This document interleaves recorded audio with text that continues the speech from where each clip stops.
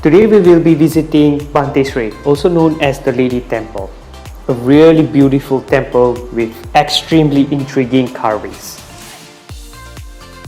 Now we are in Banteay Srei, or also known as the Lady Temple. This temple is quite different as compared to the other temples that we have visited. First, because it is pink in color. It is made of limestones which are pink in color, because the stones that are used to make this temple is located on the mountain which is nearer.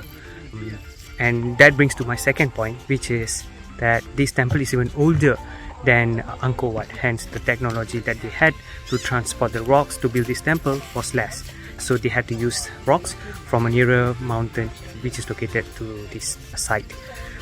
So the beautiful thing about visiting this Lady Temple is that it is well restored, and most of parts of this temple is in its original state. What's a lot more interesting is the carvings in this temple are seriously extremely beautiful in its original state. There's a lot of intriguing carvings which shows the story in the epic of Ramayana, and also some elements, a lot of elements of Hinduism, and you can see lots of statues of Lord Shiva, Lord Vishnu, and so on. There's also lots of statues of Uma, also known as Parvati, the wife of Lord Shiva.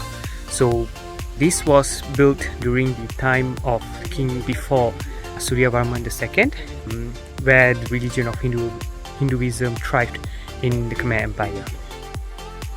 Visiting Banteay Srei or the Lady Temple is indeed a unique experience.